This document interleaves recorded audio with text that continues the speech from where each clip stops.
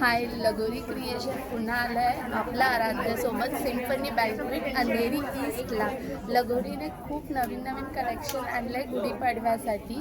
तुम्ही नक्की या. माझा स्टॉल नंबर आहे 6 आणि छान छान असं कलेक्शन एक्सप्लोअर करा.